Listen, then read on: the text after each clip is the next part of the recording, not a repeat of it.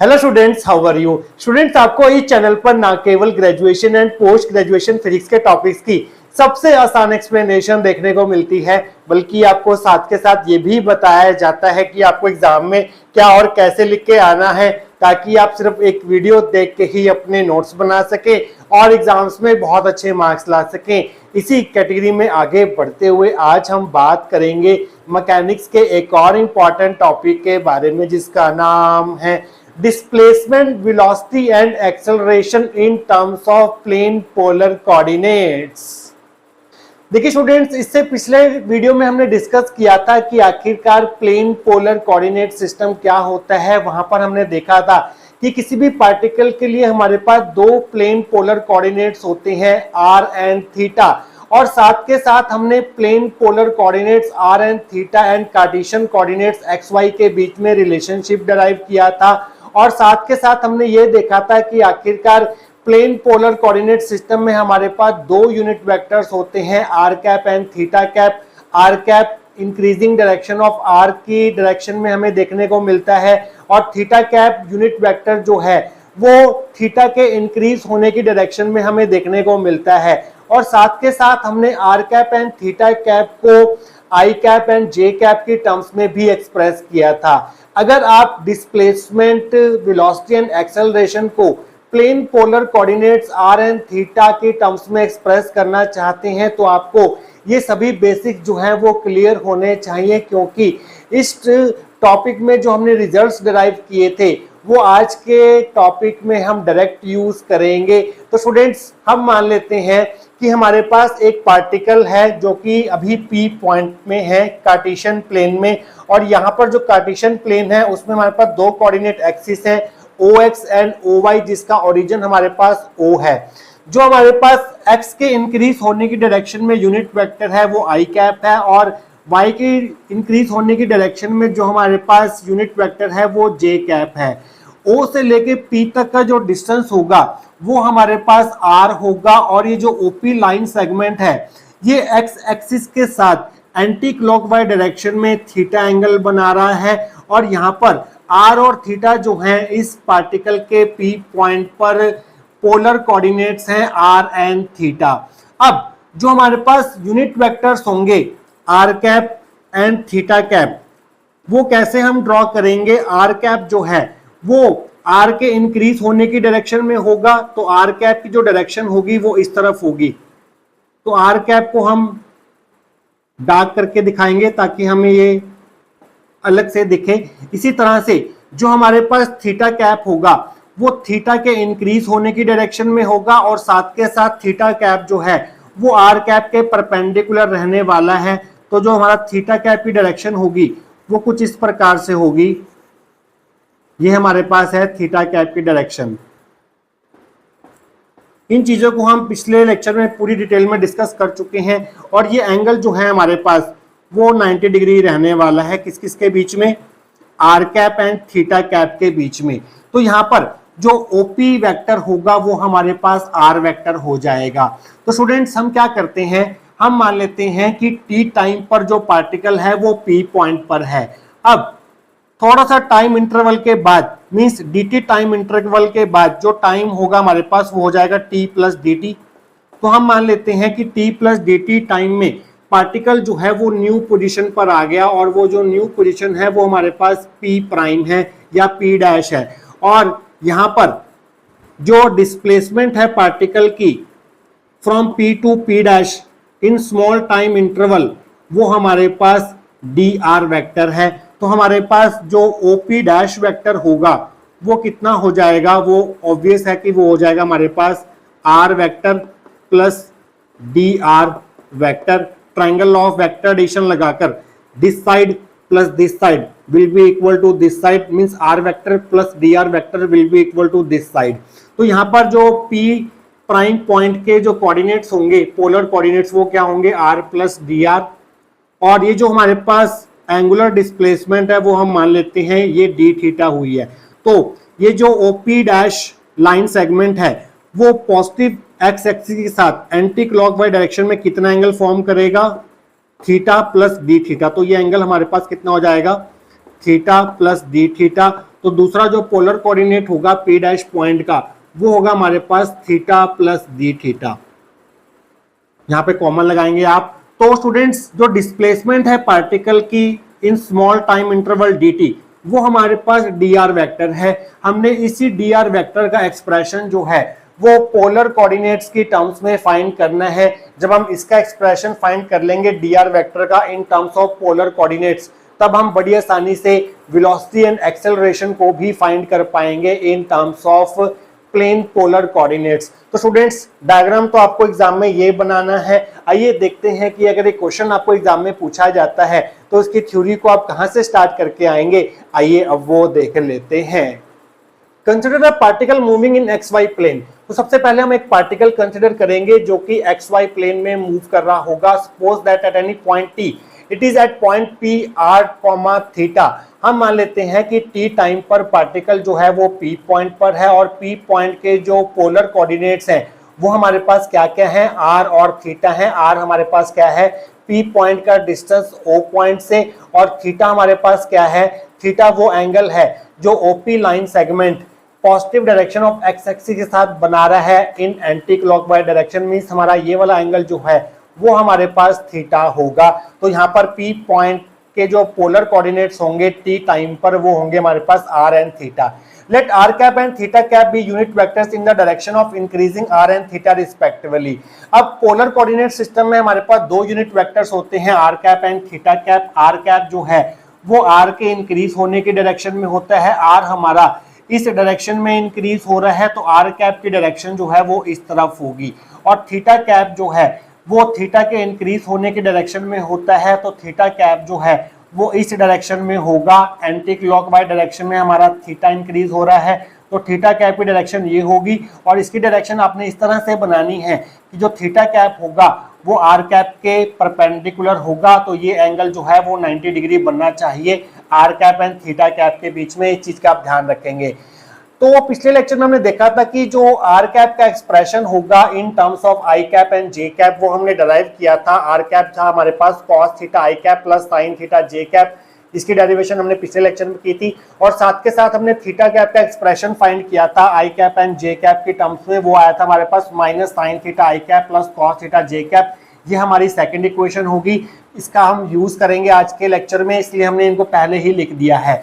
और साथ के साथ जो हमारा ओपी वेक्टर है means position vector of point P with respect to O, वो हमारे पास आर वेक्टर है।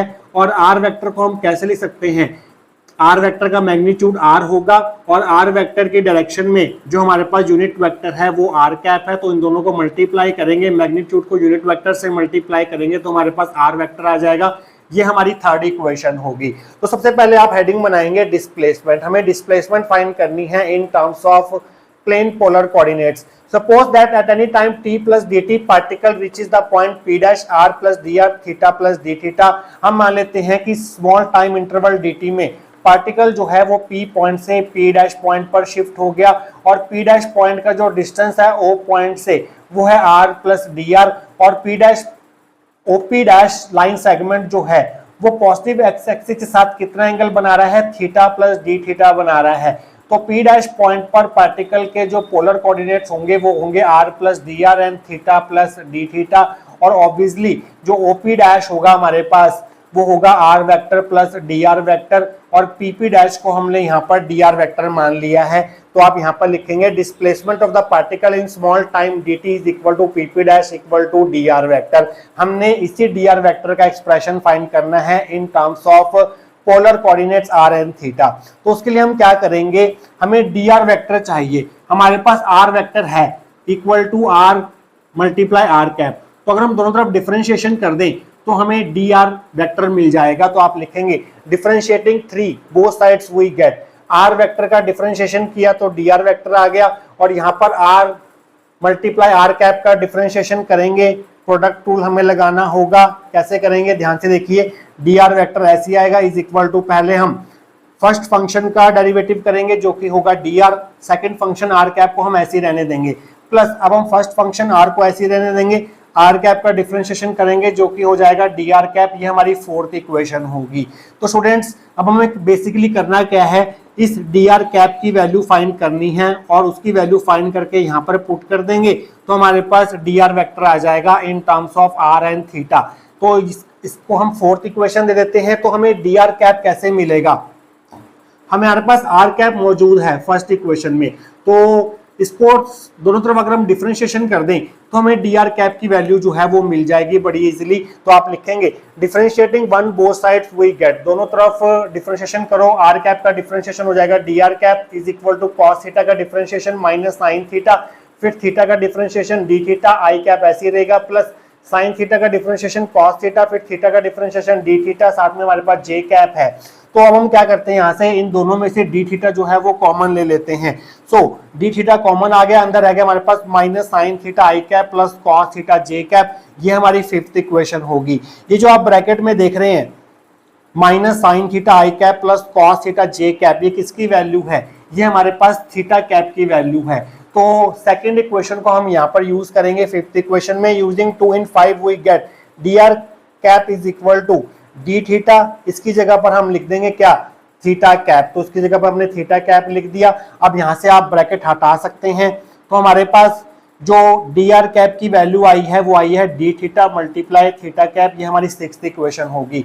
डी आर कैप की वैल्यू उठाकर, ये वैल्यू उठाकर आपको यहाँ पर पुट करनी है, तो आप लिखेंगे using 6 in 4 we get D R vector is equal to D R multiply R cap plus R, यहाँ पर डी आर कैप की वैल्यू पुट कर दो जो हमारे पास निकल के आई है D theta into theta cap. तो इसको आप रीअरेंज करके कैसे लिख सकते हैं, D R vector is equal to D R R cap plus R D theta theta cap, ये हमारी सेवंथ इक्वेशन होगी। तो स्टूडेंट्स ये है आपके पास final expression of displacement in terms of polar coordinates R and theta. यहाँ पर आपको एक आर वाली टर्म भी देखने को मिल रही है, थीटा वाली टर्म भी देखने को मिल रही है, आर कैप यूनिट वेक्टर भी देखने को मिल रहा है और थीटा कैप यूनिट वेक्टर भी देखने को मिल रहा है। तो इस एक्सप्रेशन को हम बहुत सारे टॉपिक्स में डायरेक्ट यूज करते हैं जहां पर हमें डिस्प्लेसमेंट को पोलर कोऑर्डिनेट्स के टर्म्स में लिखना होगा डायरेक्टली, तो हम ये रिजल्ट जो है वो यूज करने वाले हैं। तो अगर आप मैग्नीट्यूड निकालना चाहें डिस्प्लेसमेंट का तो वो हम कैसे निकालेंगे, magnitude of displacement D R vector को हम डिनोट करेंगे डी आर से, that will be equal to square root of R cap का जो कोफिशिएंट है डी आर उसका स्क्वायर करेंगे प्लस जो थीटा कैप का कोफिशिएंट है आर डी थीटा उसका स्क्वायर करेंगे, तो ये आपके पास मैग्नीट्यूड आ जाएगा डिस्प्लेसमेंट का इन टर्म्स ऑफ पोलर कोऑर्डिनेट्स। ये इक्वेशन जो है वो ज्यादा इंपॉर्टेंट है जो आने वाले टॉपिक्स में हम यूज करेंगे। तो स्टूडेंट्स इसके बाद हम फाइंड करेंगे वेलोसिटी का expression in terms of polar coordinates next section के अंदर। तो स्टूडेंट्स अब हम फाइंड करेंगे वेलोसिटी का expression in terms of plane polar coordinates. इसके लिए हम यूज करेंगे बेसिक डेफिनेशन ऑफ वेलोसिटी। तो आप हेडिंग बनाएंगे velocity, the velocity of the particle is defined as the time rate of change of its displacement. Displacement के time rate of change को हम बोलते हैं velocity of the particle, that is v vector is equal to displacement upon time interval. Displacement हमारे पास D R vector है in small interval of time D T, तो ये होगी हमारे पास एट्थ इक्वेशन। अब डी आर वेक्टर की वैल्यू हम ऑलरेडी फाइंड कर चुके हैं पिछले सेक्शन में सेवंथ इक्वेशन में, तो आप क्या करेंगे सेवंथ इक्वेशन से डी आर वेक्टर की वैल्यू उठाकर यहाँ पर पुट करेंगे। Using 7 in 8 we get v vector is equal to D R vector की जगह आप लिखेंगे D R R cap plus R D theta theta cap, नीचे हमारे पास डी टी आ जाएगा। इसको आप कैसे लिख सकते हैं, डी आर के नीचे डी टी लिख दो, D R by D T साथ में आर कैप है प्लस आर डी थीटा के नीचे डी टी लिख दो, D theta by D T साथ में हमारे पास थीटा कैप है। अब D R by D T को हम ऐसे भी लिख सकते हैं आर डॉट, डॉट यहाँ पर आर के फर्स्ट टाइम डेरिवेटिव को रिप्रेजेंट कर रहा है। So V vector is equal to, इसकी जगह पर आप आर डॉट लिख दोगे R cap plus R D theta by D T को भी आप थीटा डॉट लिख सकते हो, थीटा डॉट का मतलब है D theta by D T, साथ में हमारे पास थीटा कैप है। तो स्टूडेंट्स ये आगे आपके पास वेलोसिटी का expression in terms of polar coordinates R and theta. इसमें आपको आर वाली टर्म भी दिखाई देगी, थीटा वाली टर्म भी दिखाई देगी, आर कैप भी दिखाई देगा, थीटा कैप भी दिखाई देगा। ये हमारे पास नाइन्थ इक्वेशन के है। इस एक्सप्रेशन का यूज हम बहुत सारे टॉपिक्स में यूज करते हैं, स्पेशली जब हम पार्टिकल का मोशन डिस्कस करते हैं अंडर सेंट्रल फोर्स, तो वहां पर ये एक्सप्रेशन हम डायरेक्ट यूज करेंगे। Velocity in terms of plane polar coordinates can be expressed by equation number 9, ये चीज का आप ध्यान रखेंगे।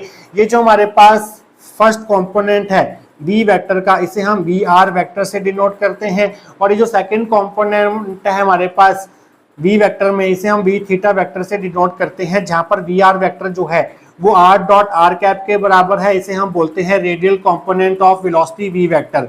और ये जो हमारे पास वी थीटा वेक्टर है ये हमारे पास R theta dot theta cap के बराबर है। इसे हम बोलते हैं transverse component of V vector. तो अगर आप वेलोसिटी का मैग्नीट्यूड लिखना चाहते हैं, जिसे हम v से डिनोट करेंगे, magnitude of velocity that will be equal to R cap के कोफिशिएंट का स्क्वायर करना है, आर कैप का कोफिशिएंट है आर डॉट, उसका स्क्वायर करना है, प्लस थीटा कैप के कोफिशिएंट का स्क्वायर करना है, आर थीटा डॉट का स्क्वायर करना है, और ऊपर स्क्वायर रूट लगा देना है। तो ये आपके पास वेलोसिटी का एक्सप्रेशन आ जाएगा मैग्नीट्यूड के टर्म्स में। तो स्टूडेंट्स अब बात करते हैं एक्सेलरेशन की। एक्सेलरेशन फाइंड करने के लिए हम एक्सेलरेशन की बेसिक डेफिनेशन यूज करेंगे। The acceleration of the particle is defined as the time rate of change of its velocity. Velocity के टाइम रेट ऑफ चेंज को हम बोलते हैं acceleration of the particle, that is v vector a vector is equal to dv vector by dt। ये हमारी 10th equation होगी। अब हमने v वेक्टर की वैल्यू तो फाइंड कर ली है, v वेक्टर हमारे पास कितना आया है 9th इक्वेशन में इतना आया है, तो v वेक्टर की ये वैल्यू उठाकर हम यहाँ पर पुट कर देते हैं। तो आप लिखेंगे using 9 in 10 we get a vector is equal to d by dt of v vector की जगह आप लिखेंगे r dot r cap plus r theta dot theta cap. अब आपको इस पूरी टर्म का टाइम डिफरेंशिएशन करना है, तो यहाँ पर भी प्रोडक्ट रूल लगेगा। यहाँ पर दो फंक्शन है तो यहाँ पर प्रोडक्ट रूल लगाकर हम टाइम डिफरेंशिएशन करेंगे।